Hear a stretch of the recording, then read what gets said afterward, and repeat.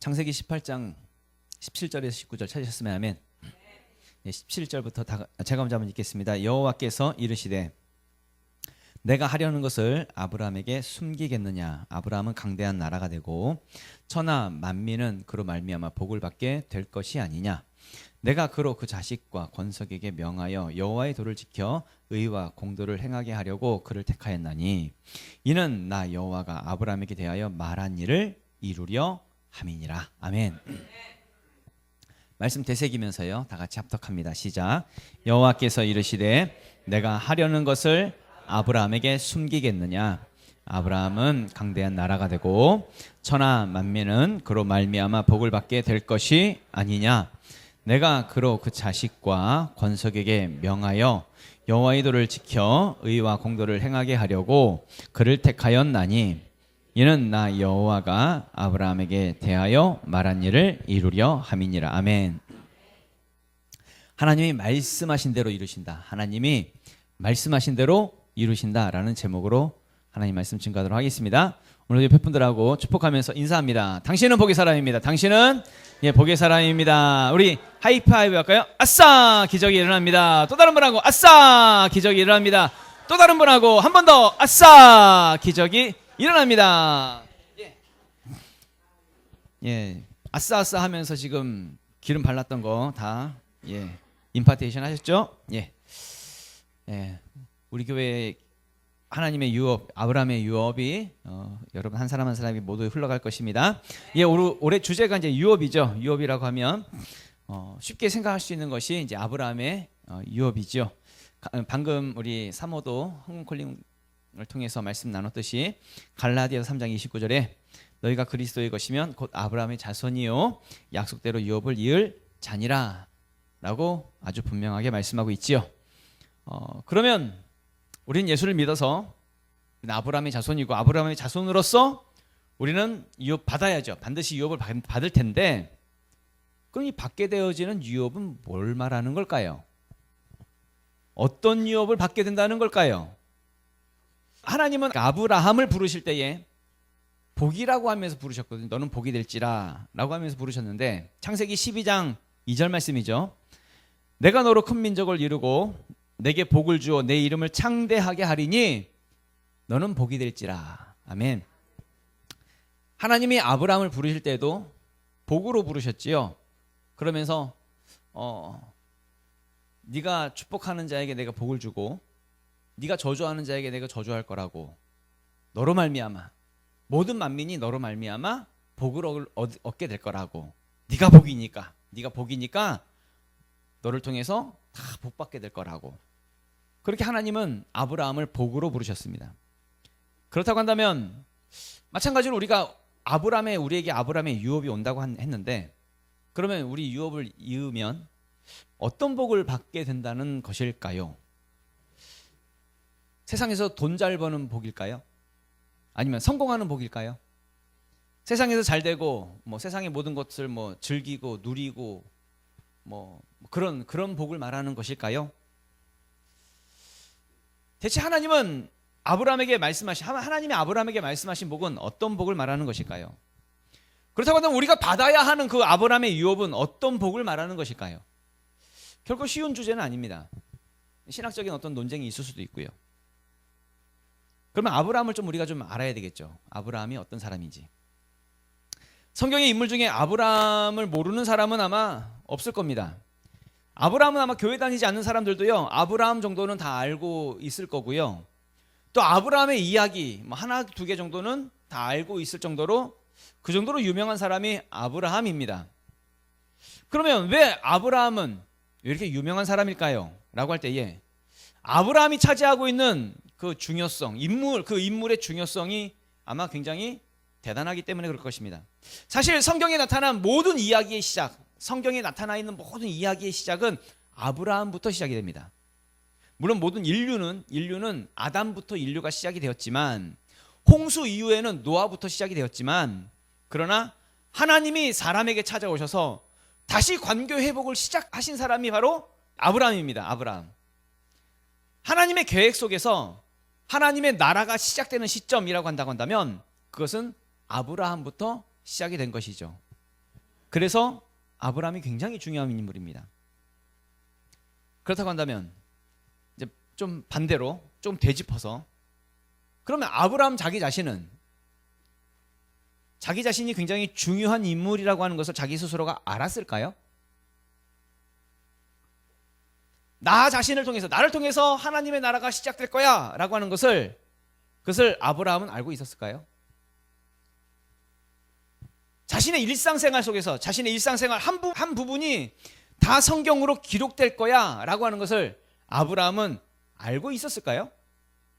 몰랐겠죠. 상상도 아마도 아브라함은 상상도 못했을 것입니다.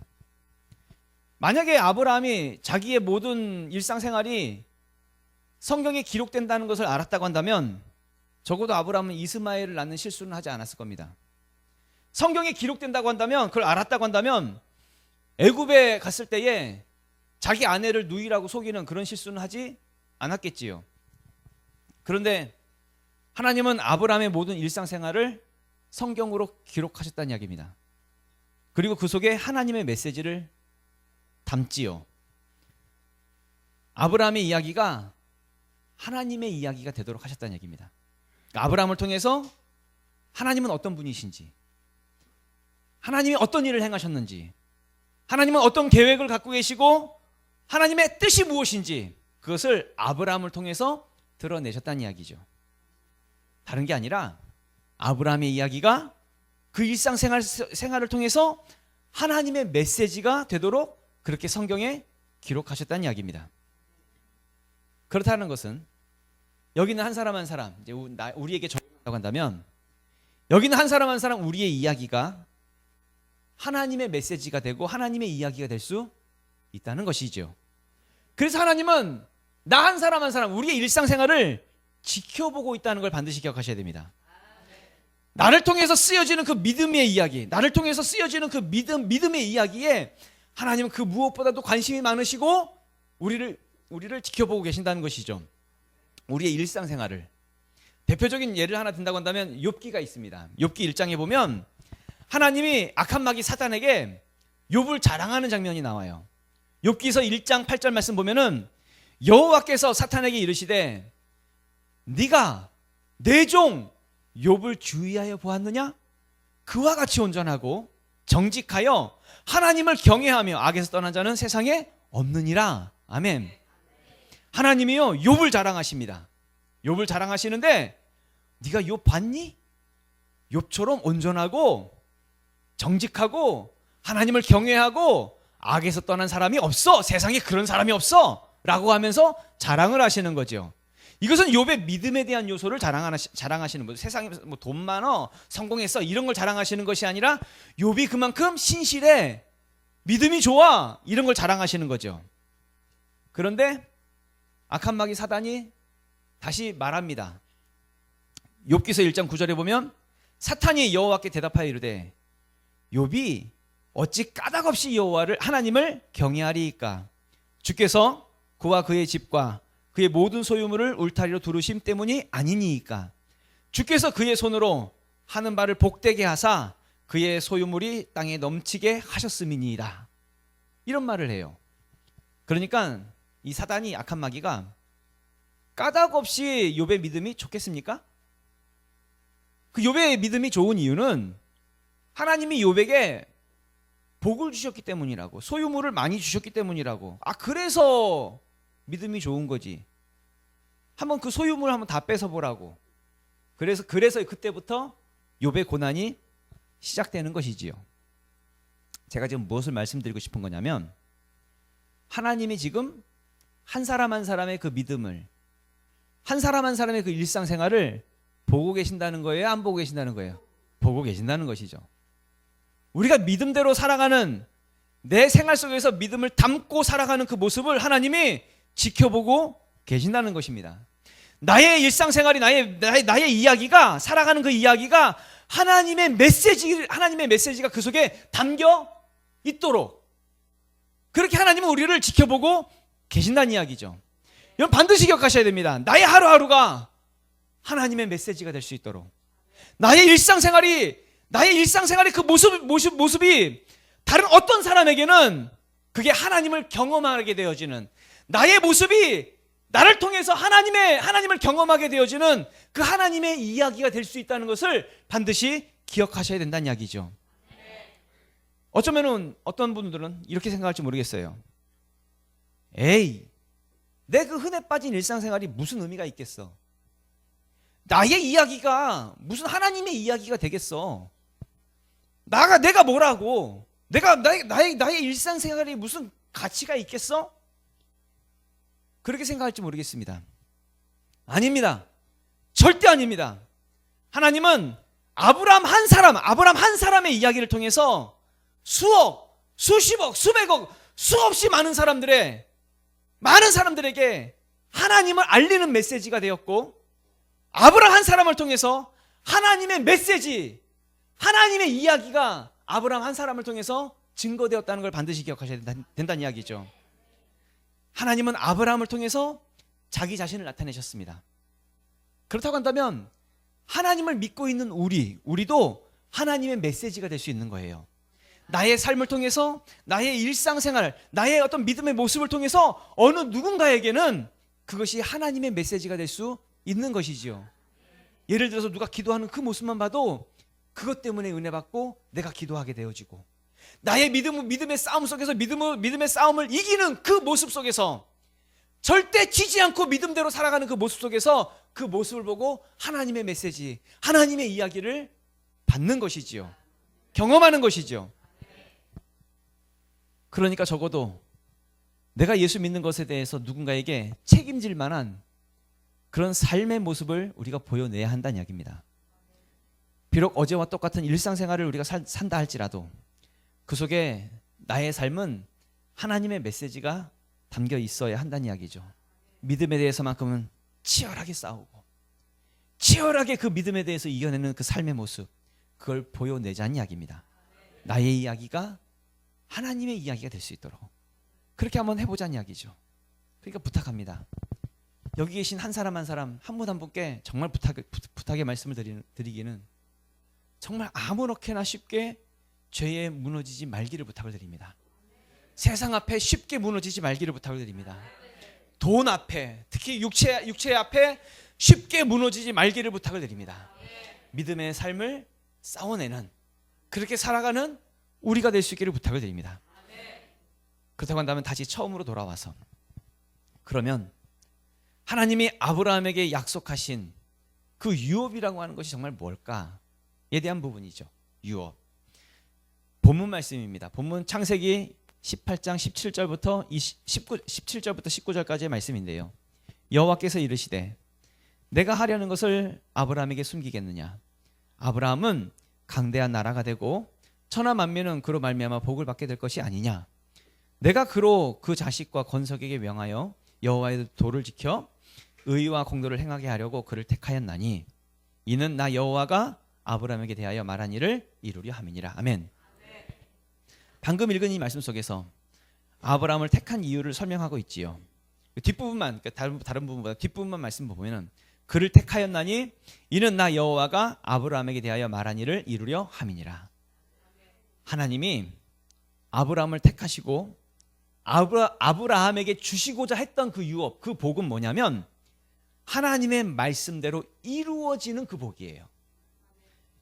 아브라함에게 대하여 말한 일, 하나님이 말한 그것을 내가 이루려고 한 것이라고, 그걸 위해서 내가 택했다고, 하나님의 말씀대로 이루려고 한다고. 유업이라고 하는 것은 말씀대로 이루어지는 그것이 하나님의 유업이란 이야기입니다. 하나님의 말씀대로 이루어지는 대표적인 사건이 있죠. 그 바로 아들 이삭입니다. 하나님이 아브라함에게 자식이 없던 아브라함에게 자식 낳을 거라고, 네 자손을 통해서 많은 민족을 이룰 거라고 그렇게 말씀을 하셨습니다. 그런데 지금 아브라함은 도저히 자식을 낳을 수 있는 상황이 아닙니다. 아무리 생각해봐도 또 생각해봐도 불가능한 상황입니다. 그런데 하나님은 자신의 말씀을 아브라함에게 이루셨다는 것입니다. 창세기서 21장 1절에서 2절까지의 말씀을 보면은 하나님 말씀대로 이루어진, 아들 이삭은 하나님 말씀대로 이루어진 거예요. 그 내용이 나와져 있는데 1절부터 읽어보면 여호와께서 말씀하신 대로 사라를 돌보셨고 여호와께서 말씀하신 대로 사라에게 행하셨으므로 사라가 임신하고 하나님이 말씀하신 시기가 되어 노년의 아브라함에게 아들을 낳으니. 아멘. 아브라함에게 아들 이삭이 태어난 것은 어쩌다가 우연히 기적과 같은 일이 생겨난 것이 아니라 하나님의 말씀대로 그 말씀대로 그대로 이루어진 사건이 바로 아들 이삭이란 이야기입니다. 아들 이삭은 하나님의 말씀대로 태어난 것입니다. 이때의 아브라함의 나이 몇 살이에요? 100살. 사라의 나이는 아내 사라의 나이는 90살. 성경은 아주 정확하게 말하기를 사라의 경수가 끊어졌다라고 말을 합니다. 창세기 18장 1절에 보면 아브라함과 사라는 나이가 많아 늙었고 사라에게는 여성의 생리가 끊어졌는지라. 여러분, 여성의 생리, 경수가 끊어졌습니다. 아기를 낳을 수 있다는 거예요? 낳을 수 없다는 거예요? 낳을 수 없다는 거예요. 상황적으로 완벽하게 불가능한 상태, 절망의 상태, 절대 이루어질 수 없는 상태, 눈을 씻고 찾아봐도 절대로 희망이라고는 찾아볼 수 없는 그런 상태, 찾을래야 찾아볼 수 없는 그런 상태, 아무 절대 될 수가 없다고요. 불가능하다고요. 그런데 하나님은 아브라함에게 아들 이삭을 주셨습니다. 다른 것이 아니라 말씀대로 이루신 것입니다. 말씀대로 이루신 것입니다. 아브라함에게 있어서 아들 이삭은 하나님의 말씀에 이루어진 그 이루어진 것이다 라고 하는 그 증거겠지요. 자기 아들 이삭을 보면 하나님의 말씀은 이루어져. 이건 증거니까. 반박할 수 없는 증거니까. 이게 바로 아브라함의 유업이라는 겁니다. 유업. 그러면 조금 약간 좀 역사적인 신학적인 부분을 조금 되짚어서 창세기는 누가 썼는지 아십니까? 저자가 누구인지 아십니까? 예, 모세가 썼습니다. 모세가. 창세기, 출애굽기, 레위기, 신명기, 민수기는 모세가 썼습니다. 그래서 이 5권의 성경을 모세오경이라고 하지요. 그러면 모세는 어느 시대 사람입니까? 아브라함 시대 사람입니까? 아니죠. 한참 뒤에 아브라함에게 있어서 몇백 년 뒤에 사람이 모세입니다.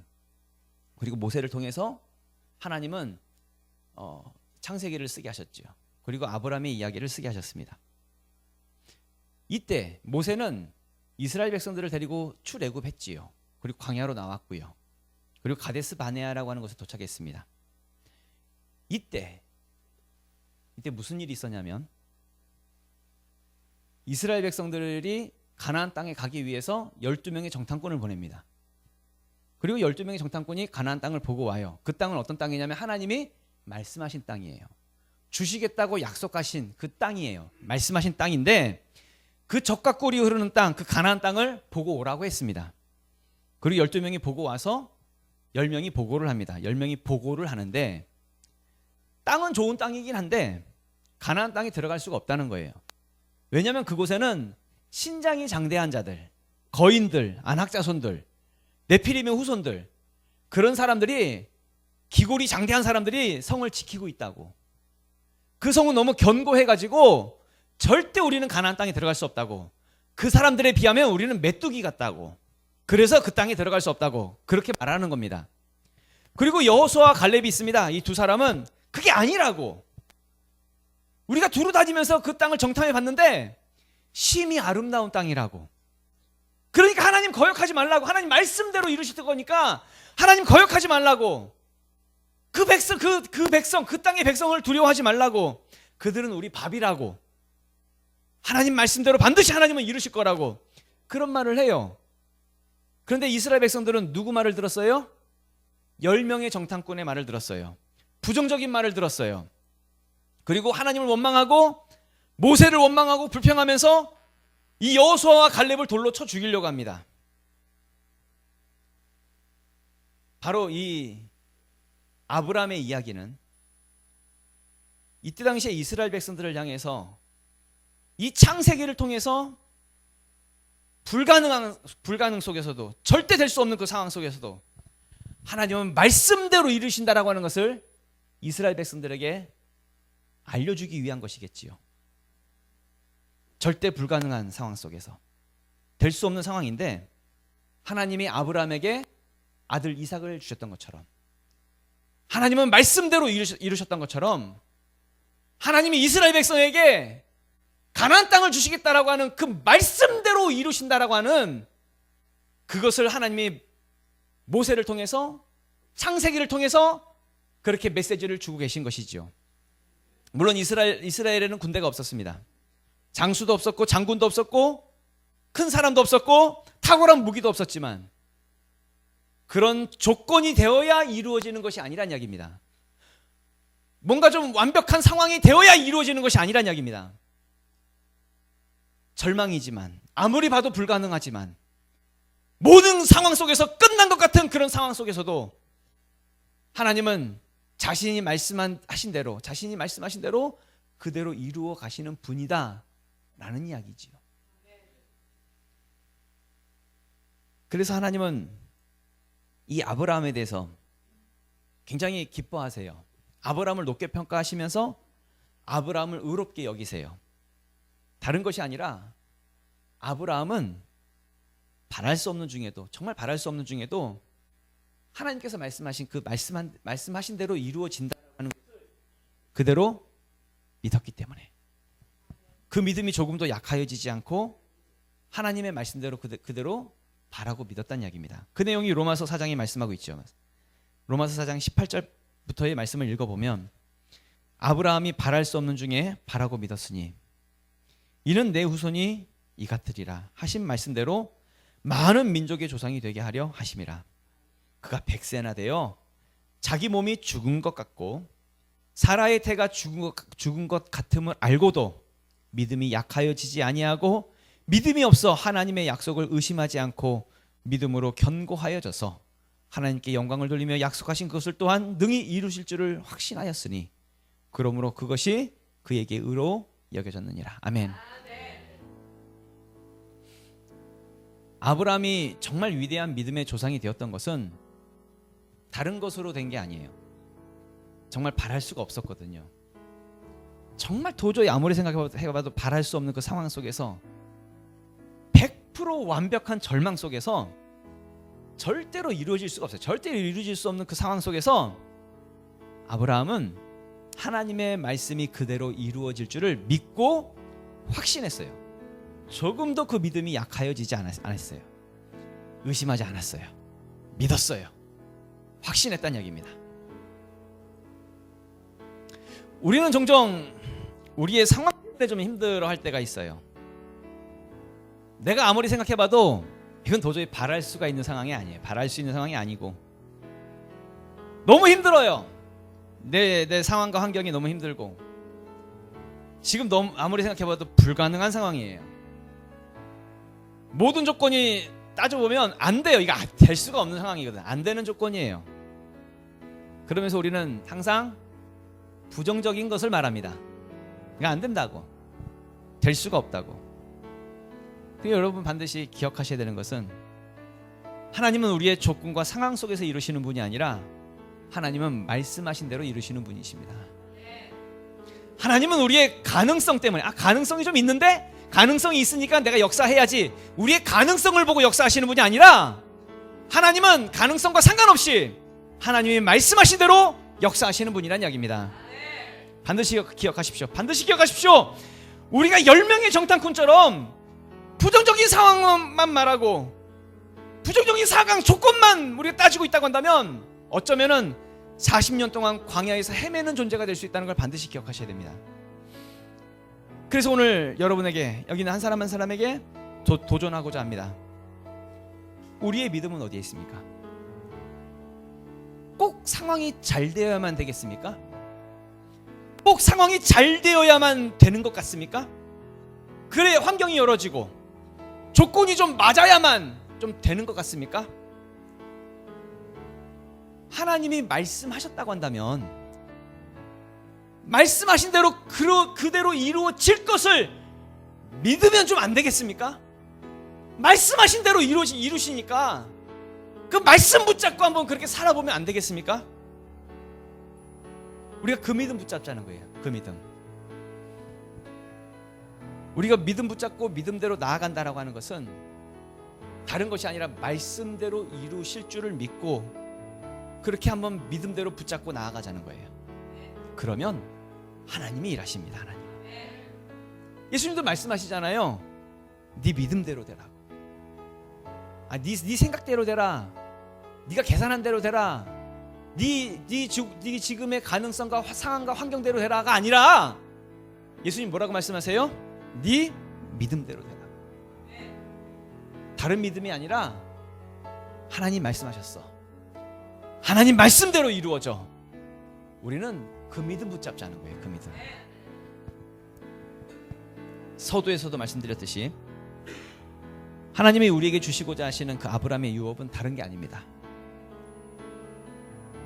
무슨 뭐 세상에서 잘 되고 성공하고 이게 아니라 우리에게 주시기를 원하시는 그 아브라함의 유업은 하나님의 말씀대로 이루어지는 유업이라는 것입니다. 그렇다고 한다면 세상 앞에 무너지지 말고 나의 이야기가, 내가 살아가는 이 이야기가 하나님의 이야기가 되도록 그렇게 믿음 붙잡고 한번 살아가 보자는 얘기입니다. 일상생활, 나의 일상생활 살아가는 그 모습이 하나님의 메시지가 그 속에 담겨 있도록, 나의 모든 모습 속에서 누군가 나를 바라봤을 때 나를 통해서 하나님의 메시지가 전달됨을 통해서 하나님이 경험되어진, 누군가에게 경험되어지는 그 하나님의 메시지가 나의 일상생활이 될 수 있도록 그렇게 믿음의 삶을 살아가는 저와 여러분들이 모두 되시길 예수 이름으로 축원합니다. 다 같이 일어나서 기도를 하겠습니다.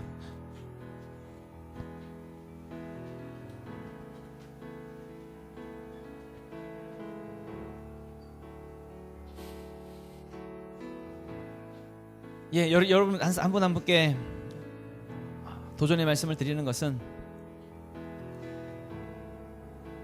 믿음에 대한 부분입니다. 우리는 너무 약해요. 왜냐하면 상황에 따라서 많이 흔들리거든요.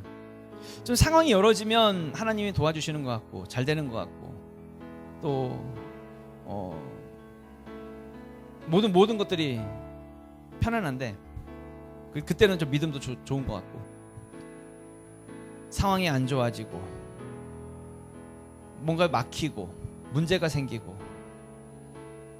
그러면 하나님이 안 도와주시는 것 같고 멀리 계시는 것 같고 하나님이 날 버리신 것 같고 믿음까지도 무너지는 그런 우리의 연약함들이 있을 수 있지요.